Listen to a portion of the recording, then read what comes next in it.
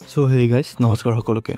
যিখিনি সময়ত এখন অসমীয়া চিনেমাই সকলোবোৰ ৰেকৰ্ড ভাঙিবলৈ সক্ষম হৈছে, সমগ্ৰ বিশ্বই এখন অসমীয়া চিনেমাৰ কথা গম পাইছে, সেইখিনি সময়তে অন্য এখন অসমীয়া চিনেমাৰ অৱস্থা ইমানেই বেয়া হৈছে যে সেই চিনেমাখনক ৰাইজে বয়কট কৰিবলৈ লৈছে, ৰাইজে সেই চিনেমাখন নাচাওঁ বুলি ক'বলৈ লৈছে।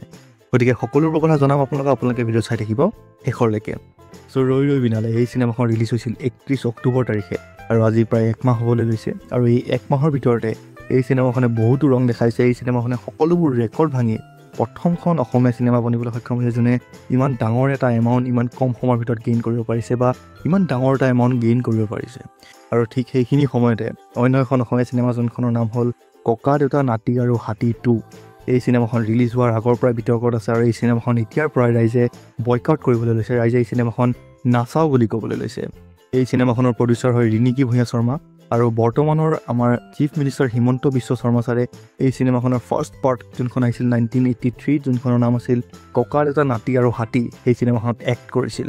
আৰু ৰাইজে এই চিনেমাখন নোচোৱাৰ এটা মেইন কাৰণ হ'ল ৰিণিকী ভূঞা শৰ্মা, কাৰণ তেখেতে এই চিনেমাখনৰ প্ৰডিউচাৰ হয় আৰু বৰ্তমানলৈকে তেখেতসকলে মানে ৰিণিকী ভূঞা শৰ্মা আৰু হিমন্ত বিশ্ব শৰ্মা ছাৰে বৰ্তমানলৈকে ৰৈ ৰৈ বিনালখন চাবলৈ যোৱা নাই, ৰৈ ৰৈ বিনালখন এতিয়ালৈকে চোৱা নাই আৰু এতিয়ালৈকে আমি জুবিনদাৰ জাষ্টিছ পোৱা নাই। সেইবাবে ৰাইজে এই চিনেমাখন নাচাওঁ বুলি কৈ আছে। আৰু এই চিনেমাখনত যতীন বৰা, প্ৰস্তুতি বৰা হয়, আদিল হুছেইন, উৎপল দাস, প্ৰীতি কংকনা এনেকৈ ধৰি আৰু আন বহুতো ডাঙৰ ডাঙৰ অভিনেতা অভিনেত্ৰী আছে। আৰু এই চিনেমাখন বহুত বিগ বাজেটত বনাইছে তেখেতসকলে। এই চিনেমাখন বাহিৰতো গৈ পেলাই শ্বুট কৰা হৈছে কিছু কিছু ঠাইত আৰু বহুত বিগ বাজেটত পেলাই চিনেমাখন বনাইছে। এই চিনেমাখনত জুবিনদাৰো গীত আছে, লগতে নাহিদ আফৰিন তেখেতৰো এই চিনেমাখনত কিছুমান গীত আছে। আৰু এই চিনেমাখন আমি 21 নৱেম্বৰত চোৱাৰ কথা, মানে 21 নৱেম্বৰত এই চিনেমাখন ৰিলিজ হোৱাৰ কথা আছিলে, কিন্তু যিহেতু বৰ্তমান অকল ৰৈ ৰৈ বিনাল এখন চলি আছে, সেইবাবে এই চিনেমাখন পষ্টপন কৰা হৈছে। আৰু এই চিনেমাখন বয়কট কৰা বা এই চিনেমাখন ৰাইজে নাচাওঁ বুলি কোৱাৰ আন এটা কাৰণ হ'ল উৎপল দাস।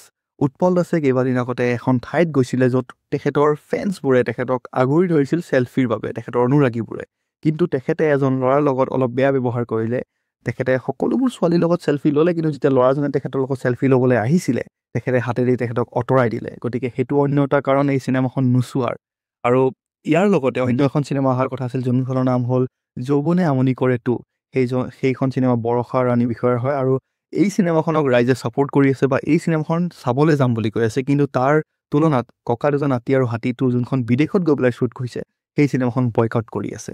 গতিকে এই ক্ষেত্ৰত আপোনাৰ মন্তব্যটো কি মোক নিশ্চয় এবাৰ কমেণ্টত জনাব। আপুনি এই চিনেমাখন ছাপোৰ্ট কৰিব নে নাই, আপুনি চাবলৈ যাব নে নাই, মোক নিশ্চয় এবাৰ কমেণ্টত জনাব। ধন্যবাদ।